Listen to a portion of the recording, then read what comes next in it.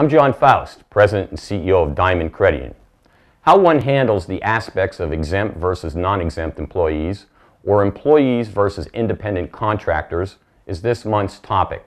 Presented by Whitney Raymond, a local attorney, and brought to you by the Business Services Division at Diamond. Replay any of our electronic business tips at greaterreadingchamber.org. I'm Whitney Raymond, a shareholder at Rowland & Schlegel, LLC.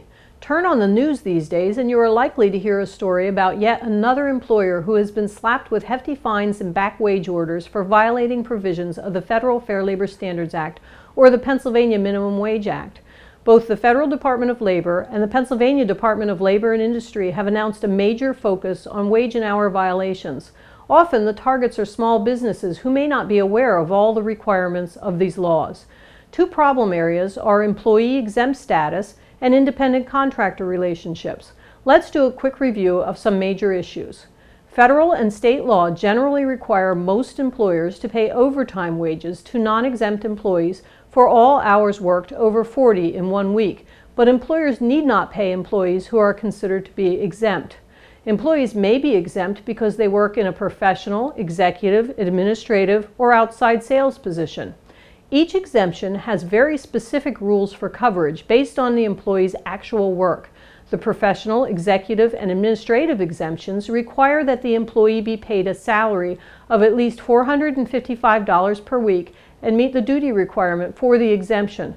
To be paid on a salary basis, the employee must receive a predetermined wage amount each pay period that is not reduced for changes in the quantity or quality of work.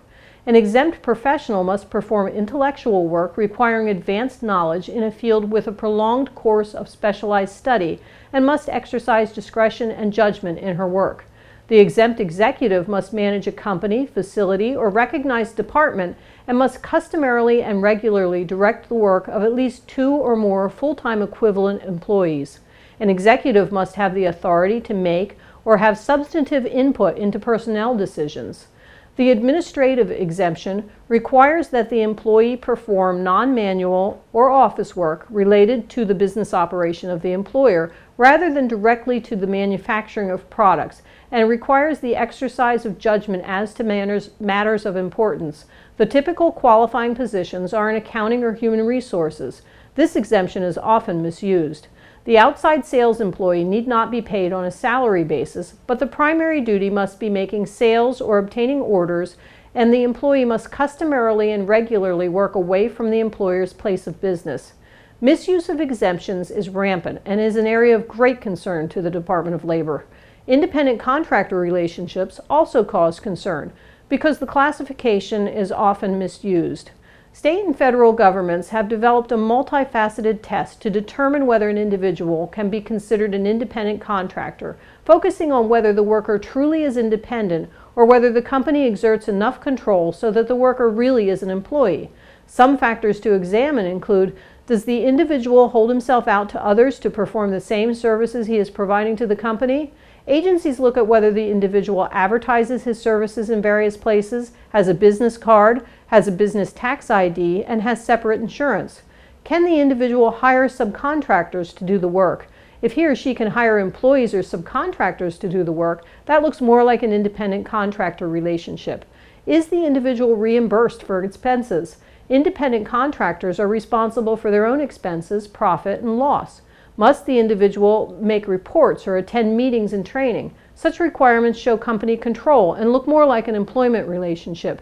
How is the individual paid? If paid on an hourly basis with a weekly paycheck, that looks like an employment relationship. If the worker bids on the job and provides an invoice not based on hours worked, that looks like an independent contractor relationship. What is the duration of the relationship? Independent contractor relationships generally are temporary. Complying with federal and state wage laws is not simple. Resources are available through the Chamber to assist small businesses. The websites of the Department of Labor and the Pennsylvania Department of Labor and Industry can provide additional information as well. We hope you found this business tip helpful. Don't forget to visit us at diamondcu.org and click on the Business Services tab for information on our complete line of financial products for small and medium-sized businesses. From there, you can also click on Request Information to set up a time to meet and discuss your business needs.